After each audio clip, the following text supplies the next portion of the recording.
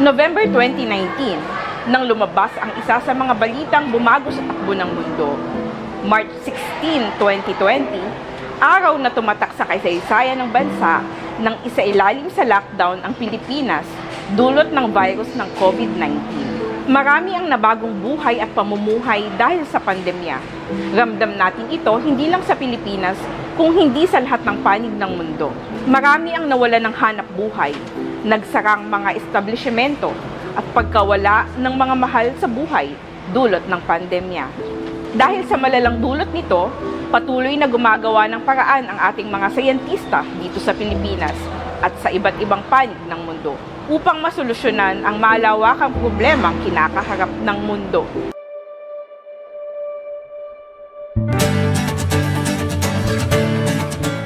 Isa sa mga institusyong nanguna upang masolusyonan ang hamong ito ay ang Angeles University Foundation, Center for Advanced Research and Innovation o CARI.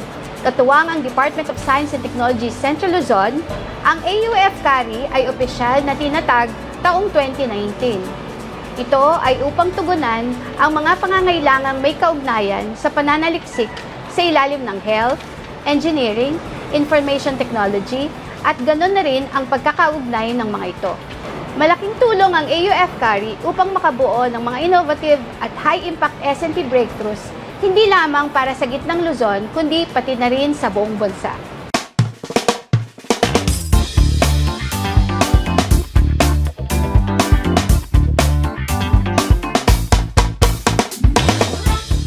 Halina at ating alamin ang iba pang detalye ng proyektong ito at kung paano ito nakatulong noong panahon ng pandemya.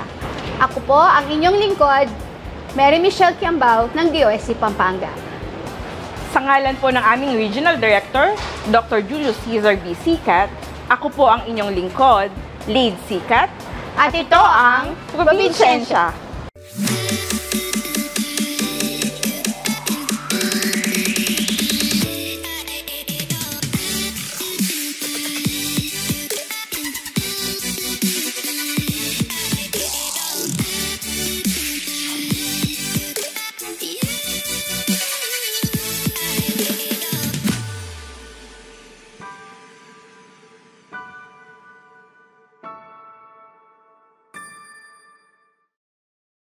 DOST NICER program of Angeles University Foundation, which is entitled Biomaterials for Diagnostics and Therapeutics R&D Center, started way back 2021. So it is housed under the Center for Advanced Research and Innovation, which basically started around 2019. And one of the major thrusts of this center is to develop various test kits and other therapeutic form of products that can be used to address pressing health problems in our communities. So right now, the main objective of our program is first to develop rapid test kits for the diagnosis of acute gastroenteritis, which is caused by rotavirus. We're also doing biomarker studies so we could differentiate acute gastroenteritis if the causative agent is primarily bacterial or viral in nature. And we're also synthesizing biocompatible nanopolymers that we will use as support for the development of a nanopolymer rabies peptide conjugate. So the intention is to develop a biopolymer rabies peptide conjugate vaccine that can be used later on for the oral vaccination of pets, in address of course with the growing problem of rabies in the province. Under the Science for Change program of the Department of Science and Technology, Angeles University Foundation was able to host the Biomaterials for Diagnostics and Therapeutics R&D Center under the niche R&D Center in the region, which basically provided Angeles University Foundation a grant amount of almost 24 million pesos for us to be able to establish this laboratory, which is focused in the development of various test kits and other forms of biomaterials that can be used for developing test kits and treatments for priority health diseases in the Filipino communities. The Angeles University Foundation was also tapped as one of the DOST strand scholarship implementing agencies, in which through the NICER R&D program that we have in AUF, we're now offering MS degree programs for medical laboratory science under the OST scholarship, so that our NICER laboratory can function as a training grounds for our medical laboratory scientists who want to pursue a career in research.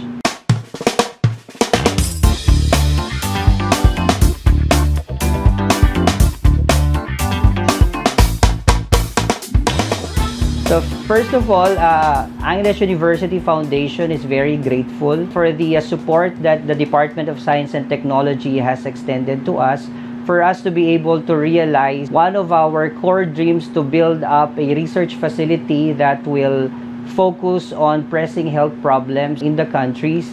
And through the initiatives of the Department of Science and Technology, we can now also provide training for our younger scientists who wants to be involved researches that are geared towards the development of health technologies, specifically on the area of diagnostics and therapeutic. So after the completion of the initial R&D projects of the NICER Center that we are currently implementing, one of our future plans is to work with the regional hospital, specifically JBL-MGH. We are planning to work on biomarker studies for cancer, and also for developing diagnostic tests and diagnostic tools for the early detection of various forms of cancers.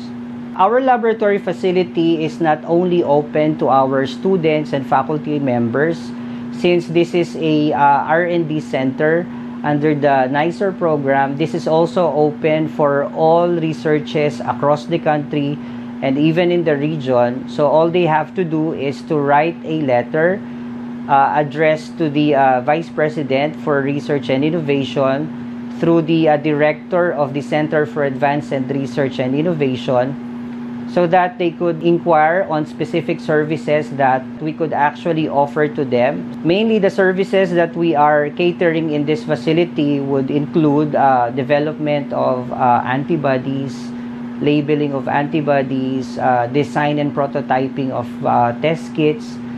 We can also help them out in validating certain test kits, and also synthesis of nanopolymers that can be used as support either for drug delivery or in peptide vaccine conjugate preparation.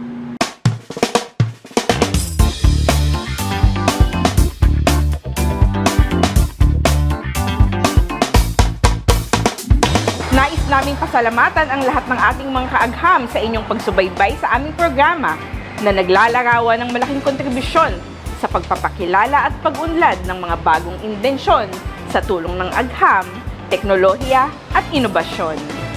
Ipinapakilala po ng Department of Science and Technology Central Luzon ang iba't ibang programa at serbisyo upang mapakinabangan ng ating mga kababayan. Kasama rito ang ating mga kapwa Pilipino na unti-unti nating binibigyan ng halaga, angkop na suporta at pagkakataon para magbago at umangat ang estado ng pamumuhay. Kaya tara na, huwag kalimutang i-share, mag-comment at i-follow ang aming Facebook pages, pati na rin ang aming YouTube account DOST Central Luzon. Ako po muli si Mary Michelle Kiambao ng DOST Pampanga. Sa ngalan po ng aming Regional Director, Dr. Julius Cesar B. Sicat, ako pong muli si Lid Sicat, at ito ang Probinsyensya.